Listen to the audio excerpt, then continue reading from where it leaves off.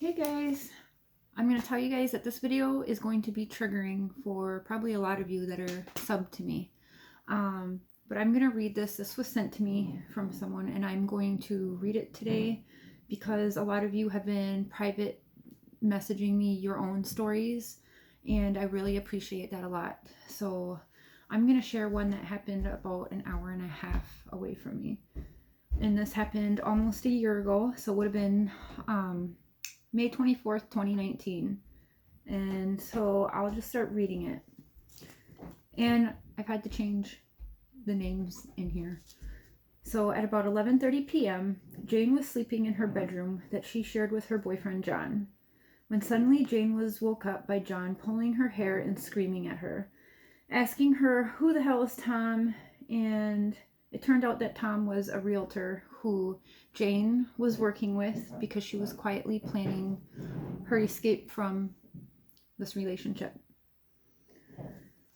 John was grabbing her hair and then slammed her face into the mattress and held it there for a while. When John finally let go, Jane offered to just leave and was trying to bargain with him and just saying, maybe I should go, I'll just leave, it's okay, you're drunk.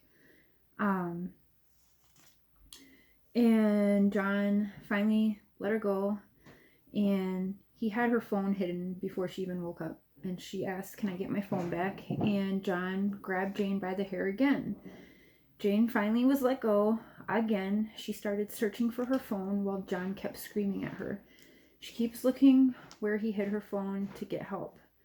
John then decides he will crawl into their bed and go to sleep. So while he is laying in the bed sleeping, she starts looking everywhere for her phone, and she starts searching in their bedroom closet. And whilst she's searching in there, she can feel John is behind her. So she stands up and turns around, and he's right there in her face, continuing to scream at her, calling her a liar. And he then tries to shove her, well, doesn't try, he does, shoves her into the closet, where she then gets her back thrown into a bunch of metal shelvings and laundry hampers and scratched up by a bunch of metal hangers that were hanging in there. She was fighting to get out of the closet, screaming for their roommate that lived in the basement of the house. She was trying to fight her way out of the closet when John grabs her by the wrist, telling her to calm down. He continues screaming at her and calling her a liar, and she asked him to please move, and he said no. Continues screaming. She remembered that there are firearms in the house and begins actually fearing for her life. So she says, can you back up? And he says no, and he's cussing at her and swearing at her. She tells him, I'm scared, and then he pins her down and starts covering her mouth from screaming so that the two kids sleeping across the hall won't be woke up in here. She makes 2 more attempts to get out of the bedroom, and he then puts her into a chokehold.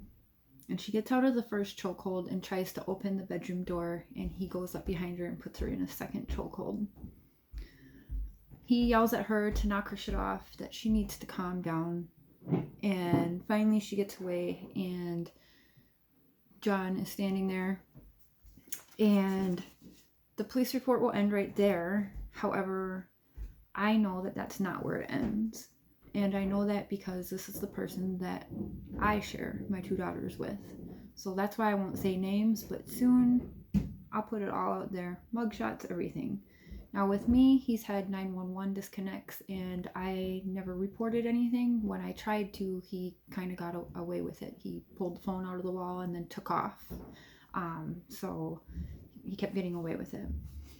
After she got away, where the police report ends is when she actually started running down the hall screaming for the roommate, and Ryan chased after her. I should say John, but fuck it.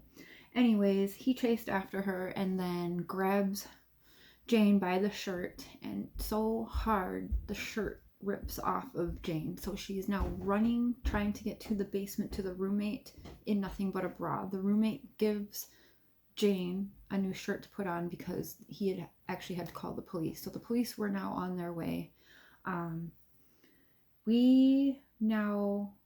There'll be a trial for this, and it's supposed to be this week. And I wanted to put this out because people like this are getting away with this bullshit because of this goddamn coronavirus. There's a lot of women that are staying and shit like this because of this virus, and they have nowhere to go. And there is still places out there, and I'll leave links and phone numbers to places where if anyone is going through something like this, you can call them. My email is easy to find on here too. If you need someone to talk to, go ahead and hit me up. There's a lot more to this, but I just want to get that out there today because I know she's scared. Trial's coming, and you know, she was the first one to be able to actually get charges pressed on this person. So she's a little bit my hero, and then his ex that was right after me, her hero too. And so the three of us have been kind of trying to do this together, and unfortunately he could have been paying his price, but the virus is kind of slowing that down. He's also gotten away with it for almost a year now, and he's been doing this all his life.